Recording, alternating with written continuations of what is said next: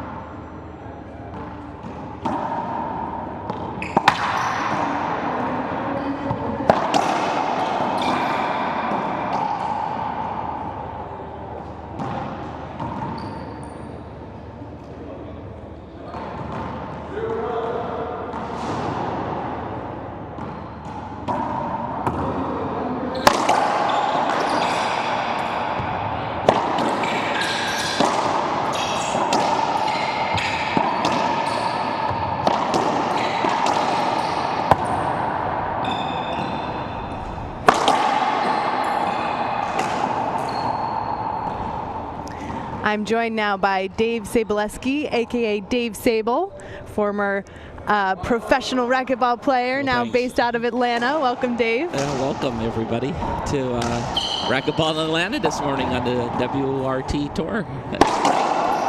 Starting us off with a 1-1 semifinal this morning.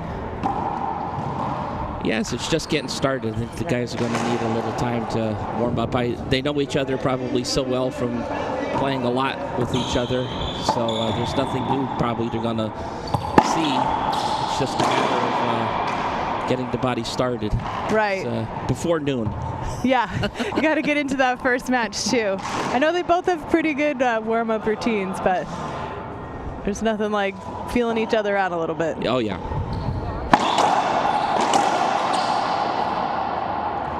It's just a clear visual hinder. I don't know what the ref called here.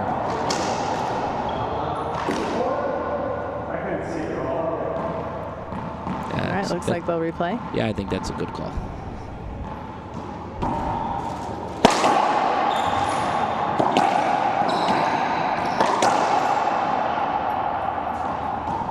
Nice shot from Horn for the side out. That's a good shot.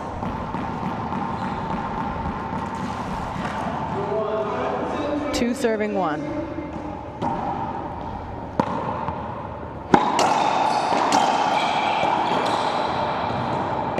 He just left it up. Can't do that. Anything in the center of the court for any of these guys should be an easy put away. He could have gone cross court there, chose the corner at the time, and it's safe play.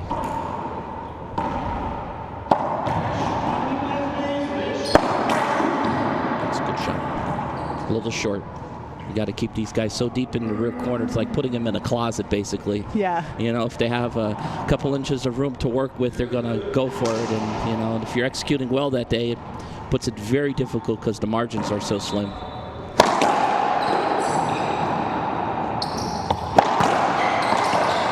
a good shot. Got him a little bit behind him on the right angle there. He's a big guy, so it's hard. Smaller guy's an easier time, I think, with that. Longer guy has a reach, but he has a lot more body to deal with. Right. Oh, clean down the line from nice shot. From Bredenbeck. Yeah, Bredenbeck is definitely one of the taller, larger players here on the tour. He has a great reach, and actually both of these players have suffered from the same injury. Both have previously torn their labrums, their right shoulder. Yeah. Fortunate, I never tore mine. Yeah. That's a great shot.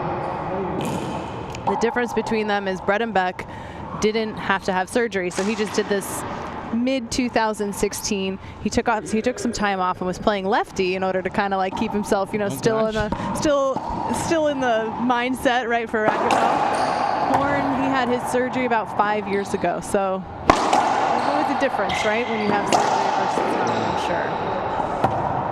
sure. You notice how he hit the passed her up the left-hand wall. Kept on sliding to the wall, which is good. Forces Bredenbeck so much out to the left side. You know, and that's what you want to do. You want to keep your passes out of that center. It's too easy for him. He's too relaxed. Yeah. Got to keep him moving. You got to keep him moving. Keep the pressure on him at all times. 2 serving 3.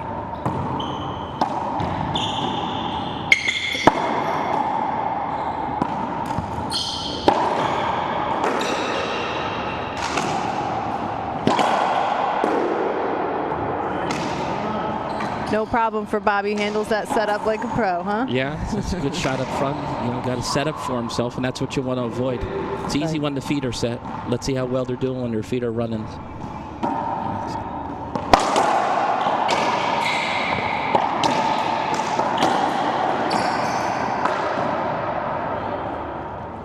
Point for Horn. It's an easy call. Ties it up 3-3.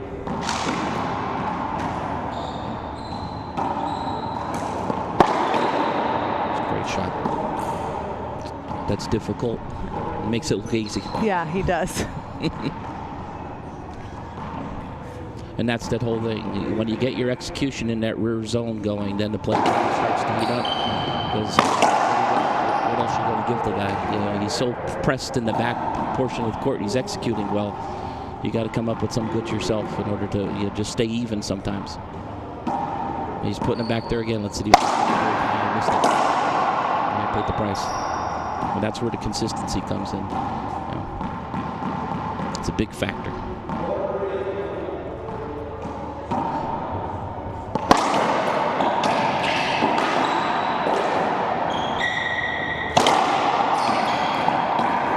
Oh, between the legs winner from Bredenbeck. That's the cat-like reflexes from being young. Right. Yeah, Bredenbeck is 25 years old, 26 years old from He's young. Marine, Minnesota. Definitely young. Horn, 27. Both young. I'm their ages combined. Yeah.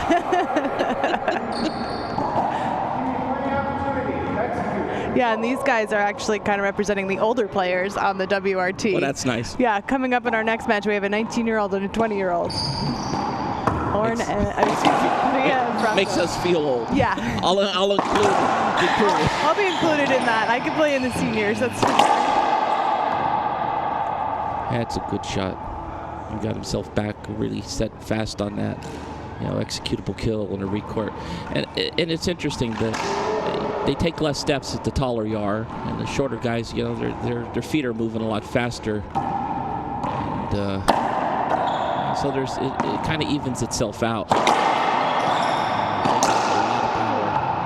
That's good, another good shot, good reach for that one. Yeah, I like seeing Bredenbeck's reach though. Like he really does cover a lot of court without, like you're saying, having to take many steps. A few tall players. Mike Ray, but he's a lefty. His wingspan was just absolutely tremendous. Andy Roberts is a big guy. We were talking about 6'3", 6'4" frames out there, and they're moving fast.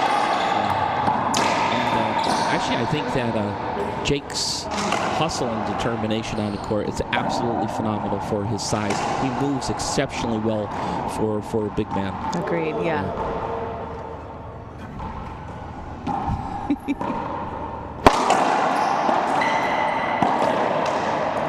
So he didn't get down there. He came off the top. Came on top of the shot. He didn't get behind it enough and chopped it a little bit. That's one of the harder things with the big guy. He has to stay down to get those low balls. And if he comes up just a little bit or right on the top of the ball, he's just going to, the top of the face is just going to drive the ball right into the ground. And you know, that's why it's hard. You know, the smaller player usually has the advantage sometimes. They're hugging the floor. Right. You know, Kane is probably 5'10", 5'11". He's great height. I think Cliff was 6'1". Sudsy was a little bit shorter, so he had a little advantage. People like Mike Guidry had a slightly advantage because they're down the ground, and probably one of the best, shortest players is probably Ruben Gonzalez. You know, in certain aspects, the shorter player has the advantage. Right. Because they're seeing the ball a little bit easier because they're already at the ground level. You're halfway there compared to someone taller, right? That's correct, yes. Bobby with a 4-point lead now, 8-4. Wow. Yeah, it's amazing how fast that can change, right? It was just 4-4. It is, and you'll see Bobby's just keep on pushing him in that corner. Keep on. Let's see what you're going to do. Let's see how you're going to be executing. At that time, he didn't want to stay back. That time, see how he came in, he attacked. He didn't get it, but he's trying to change his playing position. See, he's attacking the first 4-8 balls. He was all in the back. Oh, okay, going to stay back here now. He's starting to push that center court position. It's the monster shot. That's the power we've come to expect from Bredenbeck. And you're right. You start to see like more aggression, right? So he's in the first several plays, he was comfortable just walking back to the left corner, and I think that it's just a matter of style. Some people feel more comfortable up there, and some people feel comfortable. I prefer the attack position. I always get to center, attack. See this? He didn't give any room up in the center. He virtually almost stood on top of him on that play. Some amazing gets from Horn. Yeah. It's a great rally here. Oh, that's tough.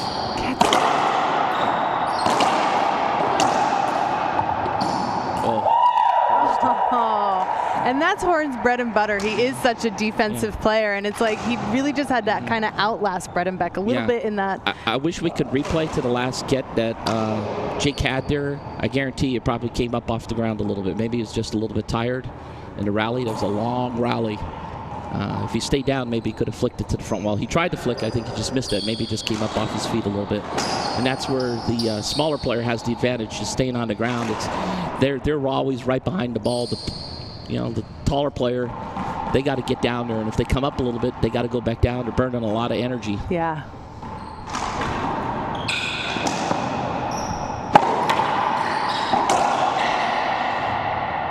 I got away with it. Yeah, he's pushing him back there, keeping him back there. 10-4.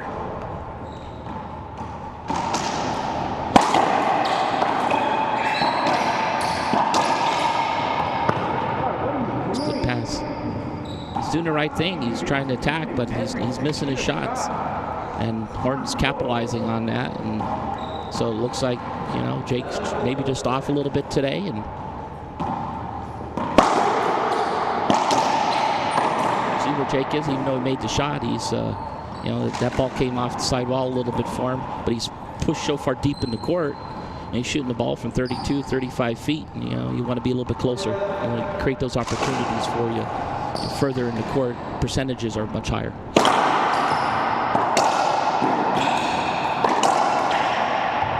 He's out of position. Good shot by David there.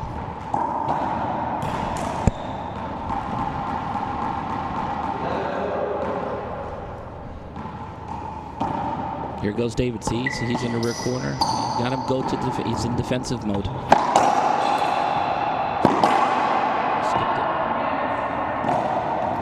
Probably a good timeout for Jake Bredenbeck. He's down now. It's 12-4. And he's playing very well. He's playing. He's doing exactly what he wants to do. Push him in that left-hand corner. He's probably scared of his forehand a little bit because it's so good.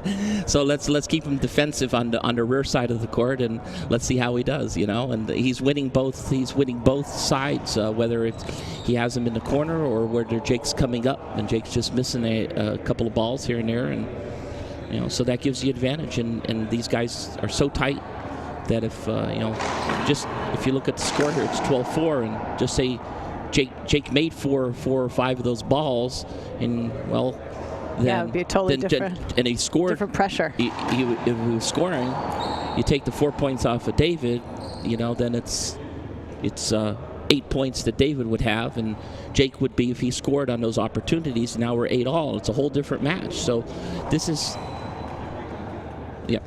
why every shot is important. That if some people don't understand, like a 2 or 3 shot swing, it could be 4 to 6 points. It isn't just, oh, well, yeah, okay, it's a 1 or 2 points. You almost double that because you're looking at, am I matching up with you? Are you going ahead of me? Am I falling behind? And you always got to stay. Every point's important. People don't, Yeah, every single point matters. You got to play each point every point at a matters. time. Yeah. We'll take a quick moment to just talk about a new product out there for racquetball players. It's a subscription box created by and founded by racquetball players. You can stop playing with bald balls and crusty gloves that only last half a game by signing up for a monthly or quarterly delivery. It's a value of $40 and prices start at just $28.99 for a monthly box. You can sign up today at racquetbox.com with the coupon code WRT17. Let's see here how this the end of the let's see what's going to happen here. If Horn can close, or Jake could change the texture of the game. Which he started with that timeout, right? He just got the side out now against Horn, puts himself in a serving position. Yeah. So let's see how he makes the adjustments that are necessary. I mean, we've seen Bredenbeck come from some incredible depths before. I don't know if you saw the Denver Open. That was the last event that Bredenbeck just won in August. He came back from -1, technical, -110 against Rodrigo Montoya in game 1. Came back to win and took his 4th title. Yeah, it looks like he's trying to keep the pace up. Yeah. And one of the things with the big guys, especially the power players, especially from my generation, if you're big and you got power, you take a lot of room up. It forces the smaller players to go around you. Right, yeah. Even though Cliff wasn't the biggest player on the tour, his serve was so devastating. And plus, he's lanky and wiry, so he had a huge wingspan, too. His reach was incredible. So you take a lot of room up in the court. So the room in the court forces you slightly out of position, and his speed, you couldn't cover the distance fast enough to get. And Jake's kind of like, right here. So he has a huge wingspan, a lot of power. Okay, I'm 2 or 3 feet out of position because I'm so big. He was pushing you out a little bit. You can't get where you want to be. You can't cover the ground fast enough. Yeah.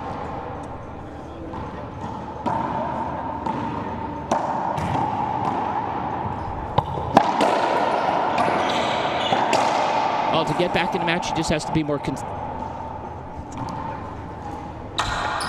Well, yeah, we're talking about what Jake has to do in order to get himself back in the match. He just scored 3 points after that timeout, so he's starting to get that momentum on his side. Well, I think what happened is, if you saw earlier, that David overhit one of Jake's returns, and so maybe David's just trying to close too fast and not be relaxed. And if you start forcing the balls and plays, that's going to create some errors. Now, if it's on, it's working great, but that usually is not the case. You got to be flowing.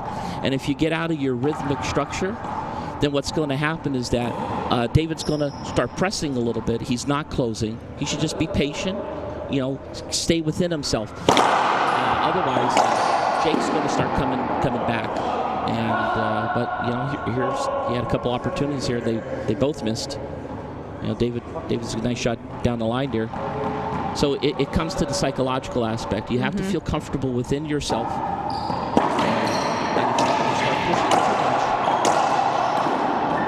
And that's what you don't want to do. You don't want to pressure yourself. There's pressure on you, but you don't want to pressure yourself.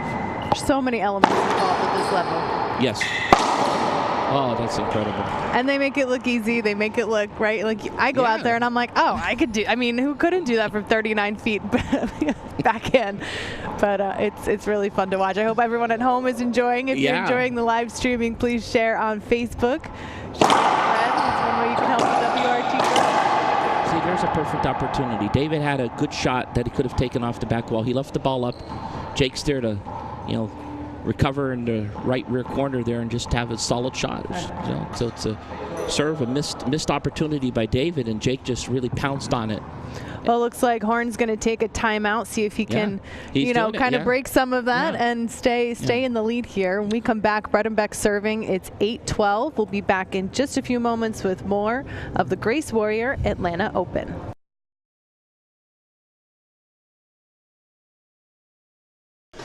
Welcome back Woo! to the WRT in Atlanta here. That's right. I'm with Laura. And I'm with Dave. Yeah, it's great. This is the semifinals. We have Jake Bredenbeck and David Horn battling it out here to see who will move on to the finals at 5 p.m. Coming up after this, we have Andre Perea and Gerardo Franco, 2 players out of San Luis Potosí, Mexico, who will be playing each other to see who they'll be playing in the finals. It's going to be another good match coming up. It will. Yeah, we kind of have, we were talking a little bit about, we sort of have the older-ish generation for WRT on the courts right now at 26 and 27 years old. And Perea and Franco are 20 years old and 19 years old, respectively. Amazing. So, it's amazing how talented they are, and it's amazing that the WRT gives these guys the opportunities to grow as players. Both. And it gives them the opportunity, and that's the whole thing I think that the WRT is pushing. It gives these guys the opportunities out there, and it's truly amazing. Thank you. Looked like Horn regrouped himself there. He really let out that backhand there. And he took that timeout. Statistics show it's going to be in his favor now to go into. Calmed him down just a little bit. Let's see if he can execute here, or Jake's going to continue to put the pressure on. See, it's good stuff.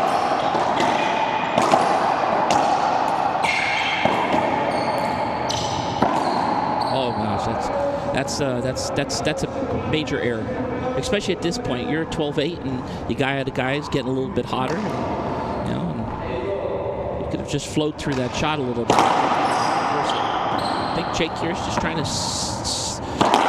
keep push the tempo up. I think it was a great shot there by Jake. You know, we were talking, it's every point matters, and I know a lot of times when I talk to these guys and they're in situations like this, Bredenbeck down 3 points, it's just each point at a time, right? Each point matters, and it's 1 point at a time. You gotta focus on each rally. Yeah, remember, this was 12-4. It's now 12-9. It's a whole new game. And there it is. It's 10-12 or 12-10. You want to look at it from the server's perspective now. It's 10 serves 12. And you see, I don't know if David's just going to go for a towel here or timeout. And you thought that he was going to regroup there. He came out, automatic side out, and he's not holding. And I think Jake's increasing the tempo, and that's where the power players come in. And if you have that weapon, it puts you on your heels a lot. It's difficult to get a good shot off when the ball's moving, above 150, 160. Sometimes they're hitting 170 miles an hour. When you start getting into those speeds, the reaction time is reduced, and you got to be on your game. He skipped another one, I think. Oh my gosh! Maybe they missed a call there. Nobody else saw that skip out there. Be a side out for Horn. 12 serving 10. Let's see. He has to take advantage of this. He changed the service up a little. This is the setup. Let's see what happens. Down the line. He's closing. It's 13-10. Good shot by David. Probably going to keep him in the left rear corner again. Yep, he's going to keep him back there all day long.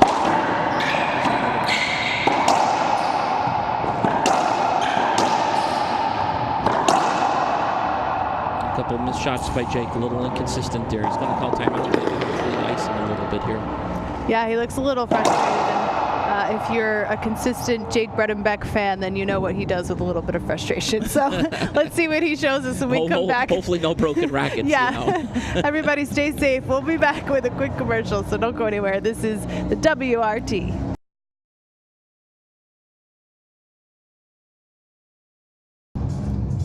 We're back in the semifinals. Jake Bredenbeck calling that timeout. We can see David Horn there in the bottom of our screen. Horn is leading 13-10 in game 1. Both Horn and Bredenbeck are friends off the court. They both play for Team USA. That's wonderful. They have been playing doubles together in the past, so they know each other really well, and it's interesting to see them out here. I mean, you can't tell that they're friends, right? Because they're pretty serious out there. In our generation, I think it was a little more contested in regards to getting face-to-face with people, and each generation has a different context. That's right. Oh my gosh, that was an easy miss by David there. And let's see if Jake can capitalize on this. He's probably going to go with the drive serve, and put as much pressure as he can.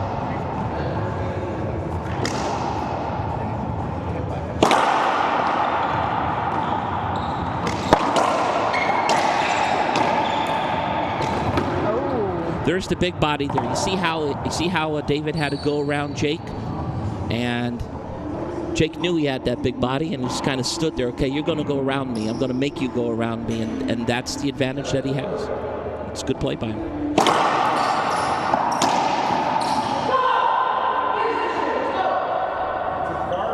Yeah, this is game point now for Bobby Horn. He's shouting out, "Let's finish this, let's go." Yeah, sometimes you got to get yourself psyched up a little bit. Yeah, you got to be a Sometimes yelling on the court will, throw your opponent off a little bit, not all the time. Worth a shot. It's a great rally.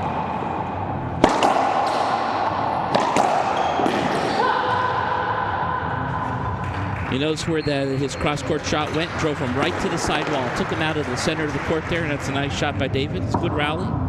They lift the ball up a little bit here and there, but it's a good finish of the first game there for David Horn. Yeah, rounds it out for Horn, 15-11. We'll be back in 2 minutes with game 2, so don't go anywhere.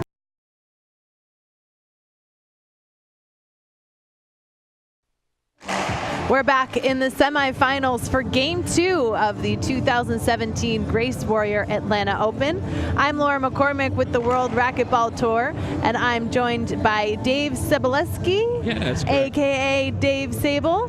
He is a former pro, and you made an appearance here this weekend. You were playing. Oh, doubles. You said you hadn't played I don't know. I tried. It's like my first tournament in 5 or 6 years, but I had fun on the court. Yes. I did. And who did you play in doubles? Who did you got to play? You played with Jeremy Best, who's a local guy here. I played against Andre Perea and Sebastian Franco, and it was funny because we were talking and before the match, and my doubles partner Jeremy's trying to give us some strategy, and he's like saying they're very fast. I said, yeah, they're like 20, 25 years old. I was like, that isn't going to work. I said, in order to do well, you're just going to have to kill it. I was off a little bit. I haven't played in quite a while. And my doubles partner, Jeremy, he hasn't played in a while, off a little bit. But it was fun. It was really good to just be on the court. And I had a few good shots, and I missed a few coming out of the gates yesterday. It was not very pleasant skipping the first 4 or 5 balls. But right. But if you don't go for your shot, I don't think you could just kind of just work your way into it. The guys are so good. If you just try to hit the ball at 70%, they're so fast they're going to capitalize on that. And so I went out full steam, played, and had a great time. Well, we're happy to have you here, and I'm appreciating your analysis as we jump into Game 2. Yeah, I mean, you have a lot of experience with a lot of racquetball history, and I'm thank you for sharing that with our audience. As we watch Jake Bredenbeck earn the first point now in Game 2. Yeah, what I expect is because Jake changed, got a little more intense and almost came back in the first game. I think he's just going to up the intensity in Game 2. I think you'd see it. Two good serves here.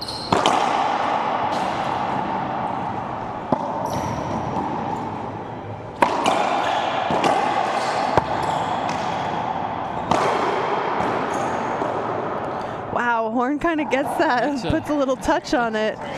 That's a tough get up there. That's like just stick your racket out, right? No. Sometimes you get a little lucky up there. And David looks like he's going to stick with his traditional. Let's keep him in the rear court. Hope that he misses. And, Jake's missing that shot. It'd probably be better maybe for Jake to, instead of hitting this in the left corner, go behind David on the right side, pass him to the right side of the court and drive him deep. There we go. He missed it. Sometimes you get the sense of the player, what's going to be coming next. And that's not a good thing if they know you too well on the court, because then they're predicting your shot, and so you have to become a little bit unpredictable. Don't give him something he knows he's going to give you.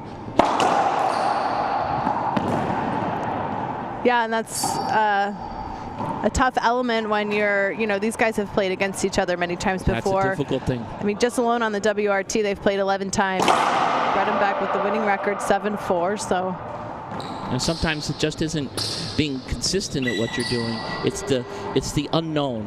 And if you give them the unknown, change it up just a little bit. They have all the shots, both players. But if you do the same routine over and over again, they get used to that. And then if you don't change something up, they're a step ahead of you. And that's where you got to kind of change things up. Bobby getting to a lot of balls. That's just a monster forehand. That's just a lot of power, and that's the whole thing. Even though David may have an opportunity that power is just, he's putting it through the angle faster than David almost can react to it. So yeah, David's pretty fast. He is. He's definitely one of the faster players on the WRT. I know he trains like a maniac. Yeah, it looks like he got his knee pads on too. Yes, that's one of his new trends for 2017. He's adopted Softens the knee blow pads. to the knees. Well, as we know, that's what happens as you get older, right? Bobby's up there I at guess 27. So. Got to protect what you got.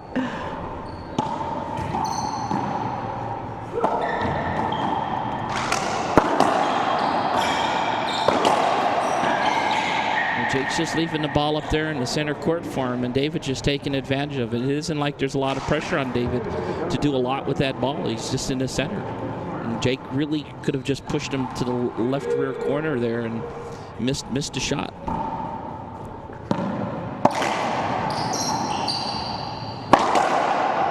That's a nice shot. See how all his shots, they're just pushing Jake all the way to the sidewalls, and that's where, on the amateur level, I try to tell when I'm teaching students, and make sure that you're passing the shots, they're hugging the rails, they're hugging the walls.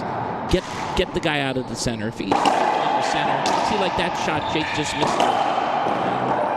He got away with it, but his ball kicked off the sidewall a little bit. Keep the ball on the sidewalls. Force the guy out of the center directly to the walls. Makes it a lot more difficult than the guy's just, has all the free room to shoot a ball. Yeah, you never want somebody to just stand and swing, right? You gotta, exactly. Let's add some new elements and get them moving. Because, like you said, moving and hitting the ball changes the whole thing, particularly on an amateur level.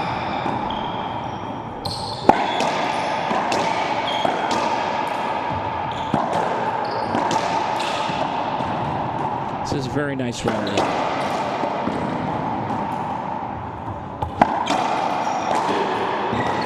That's incredible court coverage. Guys are all over the place. Yeah. There he goes. He got a little flick there and ended the rally, and it's probably a few more shots than I would like, but it is what it is, and when you're younger, you could run a lot longer. Yeah, and these guys are conditioned for it. I mean, I know both of them train very hard. Yeah. And I think Jake's going to come out here again, serving hard as he can. It's a good serve. That's it. Basically a 1-2-3 and you're out. That's a nice combination there. Serve, return, kill. That's the ideal, right? Yes, that's right. 4-4. It's a SRK. Serve it. That's a screen. Get a second serve. WRT does play by the International Racquetball Federation rules. You guys can check those out by going to internationalracquetball.com. It's too easy for him. See how he's just sitting there. He had plenty of time. The ball's off the side wall. He doesn't have any restrictions with his backswing to the back wall. So it's a missed opportunity for Jake there. He went away from his drive serve.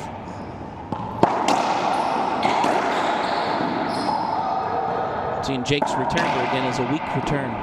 He's missing that corner. He should be pounding that ball straight up the wall, or if he's going to splat it, splat it. Don't leave it up, sitting out there for David to jump all over it. He's too fast. Right. So let's see. David's going to again just put him in hopefully a defensive position. Another miss. It's not a good shot there by Jake. Again, David's just going to push the ball and play. Not going to do too much with it. Let Jake try to create the opportunities. Another missed opportunity.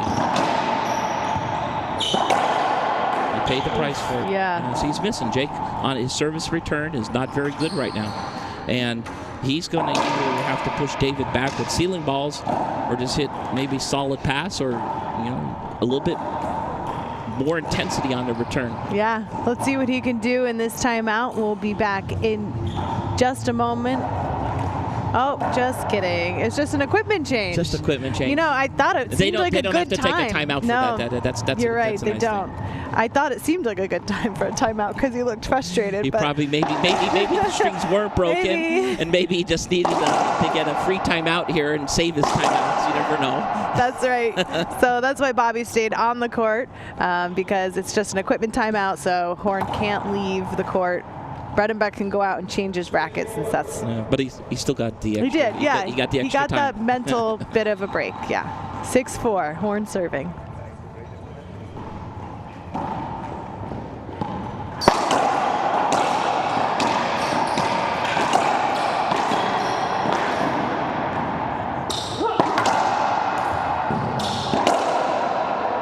He skipped it.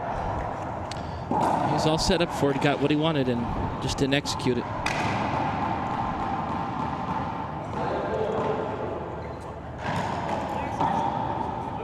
This is the moment that Jake can't get too frustrated out there. You just got to play his game.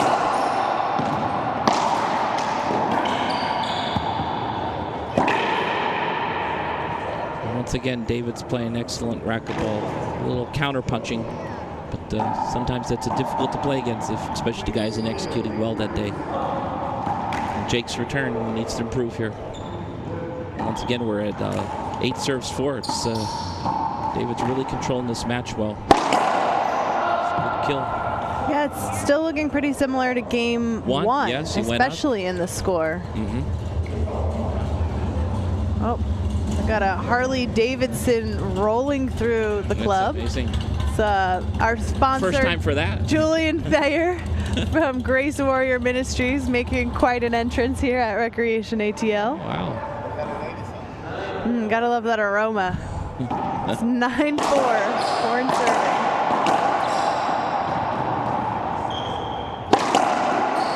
That's a good shot by Jake. One thing Jake can do on the return, maybe out of his nature, is just hit a little softer in the corner. Force David so far front, but here he goes again, and he's going to bring out, the power drive serve here.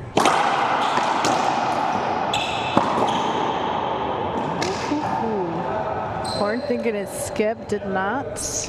Well, here we go. I don't know, is there appeals on, or is there are no appeals here. So the official is... The official is God. I kind of like that. Yeah. When I was on tour at the last stages, I did a lot of officiating, and we kind of liked it that way. Yeah, less controversy, my eyes were pretty maybe. good at the time, and I kind of knew the players, and, guys asking, for favors. No, there's no favors on the court. Yeah. As an official, you always have to maintain the integrity. And that's the most important thing in any sport. It doesn't make a difference if it's baseball, because I know there have been a few controversial calls, I think, the other day at one of the Major League Baseball games.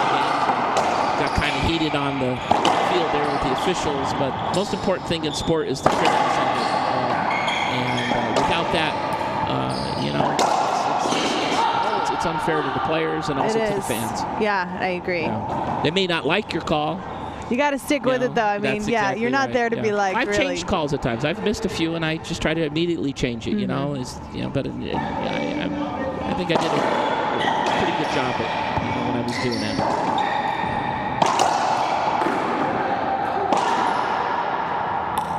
Really trying to take that center control there.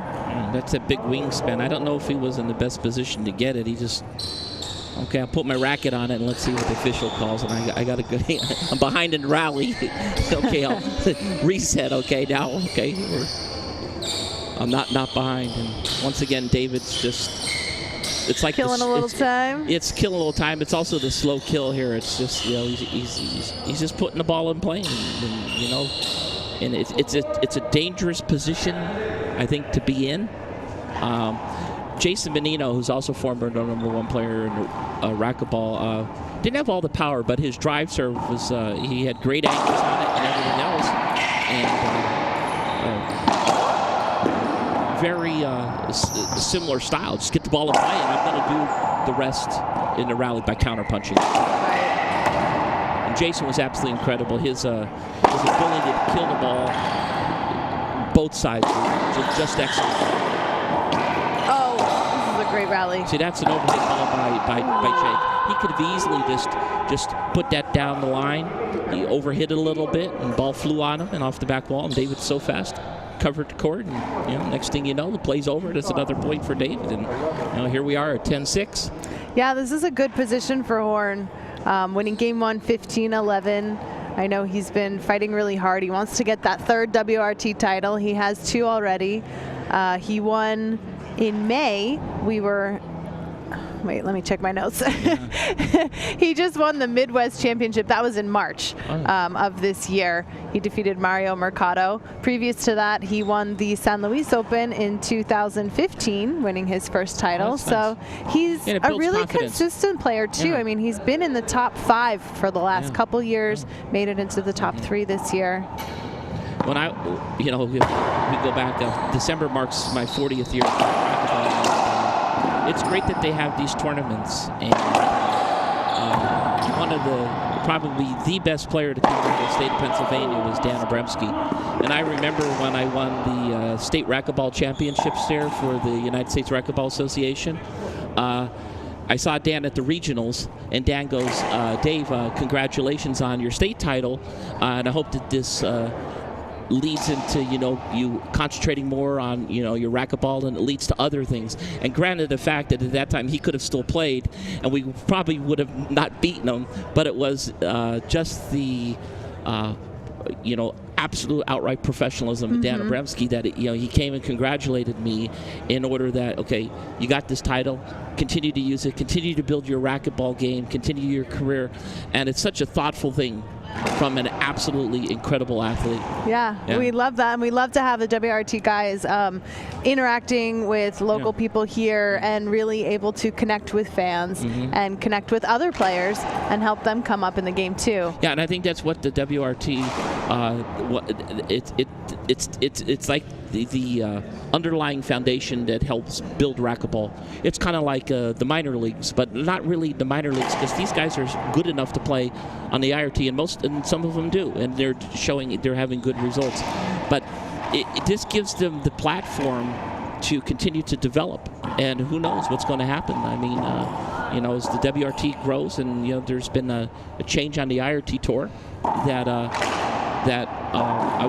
the most important thing, no matter where the players are playing, that everybody helps promote racquetball. And I think one of the best things that's the WRT, they continue the influx of giving the opportunities for players to earn a living and continue developing their skills, and that's so important. Yeah, absolutely. The IRT really concentrates sometimes just on their upper players, but it is what it is. You have to go out there and play. It doesn't make a difference who's on that court today. And Marty Hogan used to say that. He used to go, I don't care, I'll play anybody, anywhere, anytime. And he had that mentality. And it's great that this tour exists. And I feel kind of I greatly appreciate the opportunity here to commentate. So yeah, thanks for joining us. Yeah. So let's see here what Jake. He's behind just like he was in the first game. He was down 12-4. This is a little different. It's 11-6. And let's see what he does here. It looks like I think he's just going to go with his bread and butter, and he wants to drive serve. Hopefully it's working today.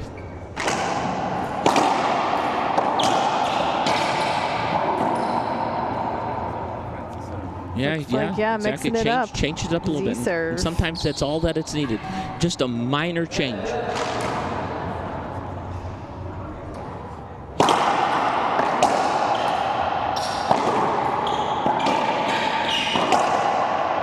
Nice shot. Well, Dave, you got to shout out. Ruben Gonzalez is watching on Facebook. He says hello. Ruben and I are good friends on tour. I have such the utmost respect for him because when he was #1 player, and he kind of took me under his wing and helped me out a lot for many years until I moved here in 1994. Absolutely phenomenal athlete. Kind of wish he was probably 10 years younger, so he would have, he's #1 player. I think the oldest #1 player, 37, and absolutely phenomenal person, phenomenal racquetball player. The intensity, the grit, the determination, and playing hurt sometimes. At his age, it's hard to stay with the young guys, but he did such an absolutely phenomenal job of it. So I can't thank him enough. Thanks, Roots, for the shout out. It's 11-8, Horn serving. A lot of people don't realize that Ruben was the 7-time, I think, world outdoor champion in handball, and then he converted into racquetball. So I think our sport's been privileged and honored to have him all these years. I think he plays a little pickleball now. Oh, that's fun. And I guess we got to get back to the match here a little bit. Yeah. Bredenbeck switching things up, gets back into the service box. 8-12.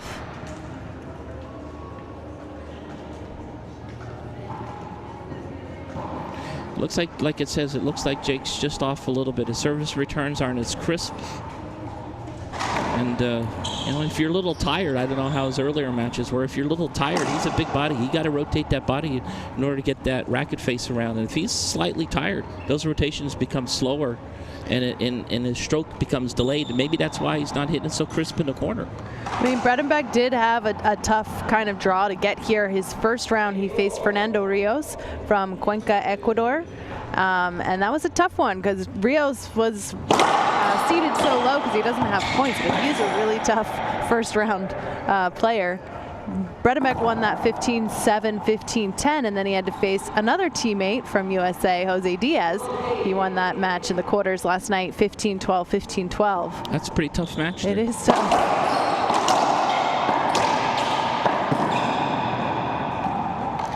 See, he's going with that cross court. He's trying to drive David back. He hasn't hit one soft shot in the left-hand corner. He keeps on going to that. It worked for him this time. Let's see what he's changing it up. Lob serves. He missed an easy one there.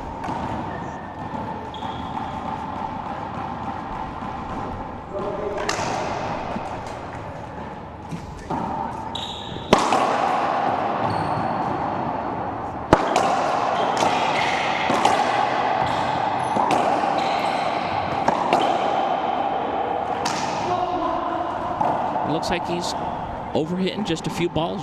Jake's just overhitting a few balls, and David's 2 points from closing this match. You can't afford an error. Right.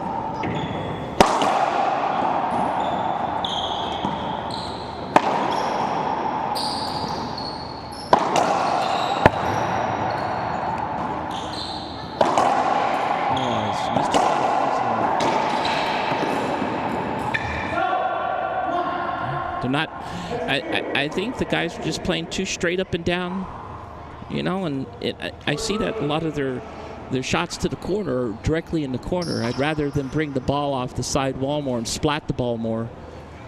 Sometimes if you try to go too close to the corner, the ball's going to kick out in the court more. If you splat the ball's going to stay up front more. It's going to force you another 3 to 4, sometimes 6 feet in front of the court than where you normally get.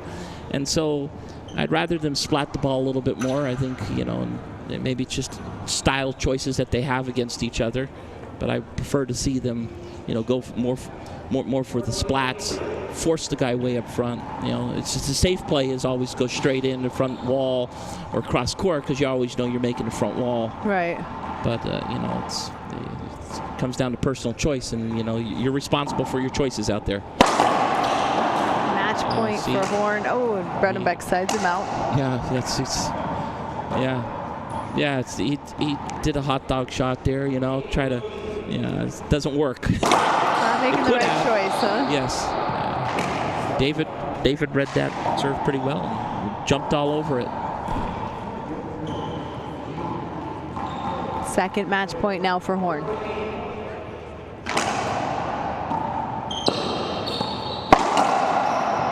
That should be it. Good gets. And Jake's still alive. This is it's a dangerous, especially gets a little agitated, and he plays better when he's agitated. Sometimes, it's, sometimes when your back's against the wall. He's overhitting. Good defense from Horn. Oh. Jake's bringing all the heat. And there he got that one. It's amazing that he stayed in the rally. It's, he has the power. I think it was a little uncontrolled power. And that's, I think, what Mike Gillen did. Mike Gillen was the number one player from 1982 to 86. And I don't know if he coined it, but there was like controlled power. He had the power, but he had so much control at the same time. And Mike was just absolutely an incredible racquetball player. I don't think I ever seen him dive in his entire career. He was just so gifted. His footwork was so good.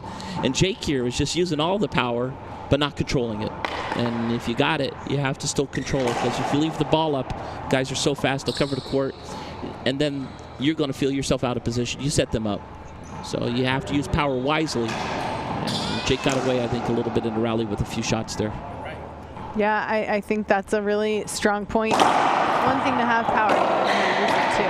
And Jake got away with their little bunt. Yeah. Sometimes you get and that's the incredible eye-hand coordination that they have. We'll take a quick break here as David Horn calls a timeout. He is leading, but we'll be back with more of Game 2 right here on the World Racquetball Tour.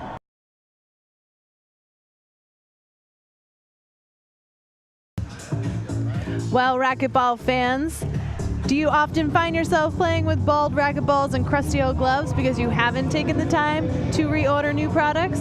Introducing RacketBox. It's a subscription service that offers a convenient way to get your chosen glove, preferred balls, and other gear sent to you automatically. You can sign up at racketbox.com today, where plans start at $28.99 a month with monthly and quarterly packages available. So go to racketbox.com and enter the coupon code WRT17 to get 10% off your first box. Jumping back into our semifinal of Game 2, Horns leading 14-10. He called that timeout. Bredenbeck in the position of power here serving. And I'm joined by Dave Sabaleski, aka Dave Sable. Well, let's see what Jake does here. He needs to really, he has a zero margin for error, and he has to get 5 points to 0.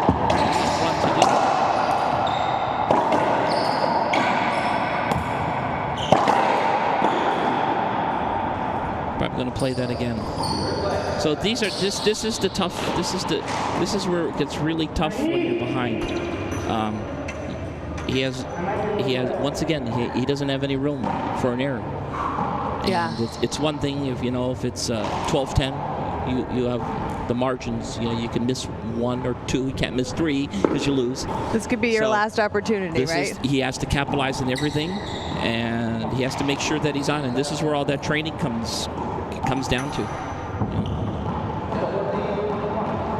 So they're replaying. It's 10 serving 14.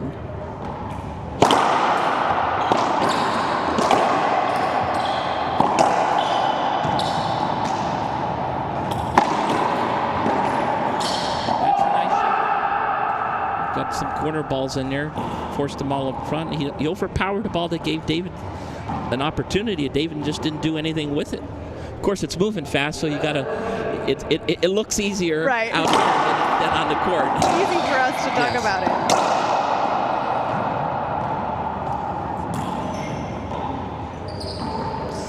So I think that was a late call on the serve, calling a screen serve. He'll get a second serve now. Let's see if he's going to go with a jam here, or maybe a Z serve. Or he's confident. He's ripping that right up the right-hand line there. Right-hand serve, right-hand drive serve. That's a good confidence builder right there. Second serve, you're behind. Guys at match point, you get that in and you win the rally. That's going to boost you up a little bit. Let's see if he can come back here and get us into a tiebreaker.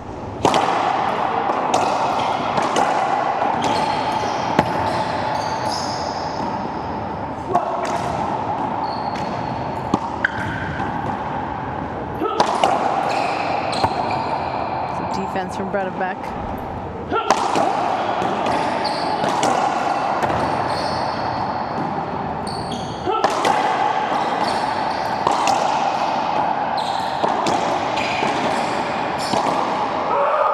Oh, This is getting tight now It is. here. Jake took it. 13-14. Yeah, Jake played a couple of balls there just nonchalantly, and David, gosh, he just didn't take the opportunity. They're presented to you. What a rocket serve. Ooh. That's absolutely unbelievable. That ties Let's it see up. if he called it good. 14-14. That's 14. That's a nice serve. Well, here we go. Yeah, Jake's bringing the heat, and we used to call it, give him the heater, as we said in our day, and probably the hardest hitter of all, well, one of the hardest hitters. I think he's probably the hardest was Egan Inoue from Hawaii, and you're seeing serves come in at, he's hitting at 180 miles an hour. He was about 10 to 15 miles an hour faster than all the other pros, and that's phenomenal. That's an incredible difference at this level. Well, things are heating up out here. It's 14-14 in game 2. Come back after this commercial break. Let's see if we're going to go to breaker.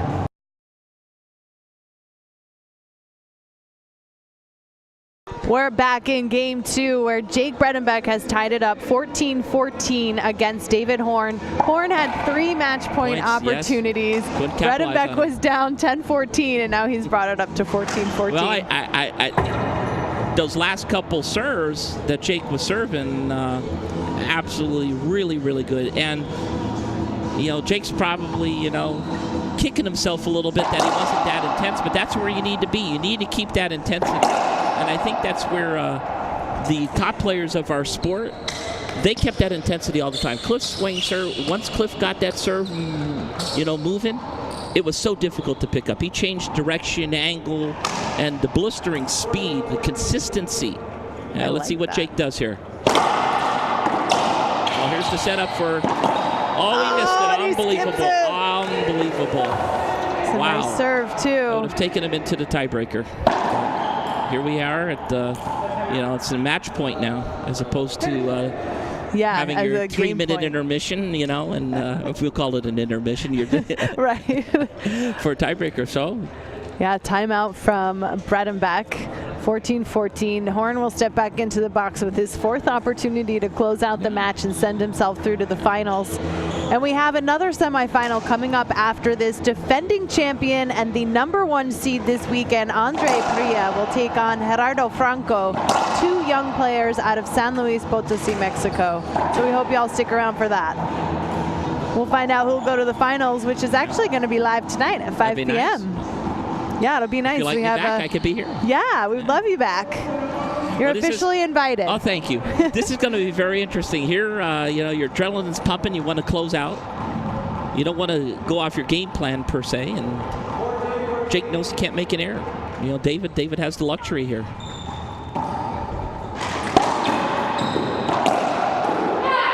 And Horn closes it out. 15-14.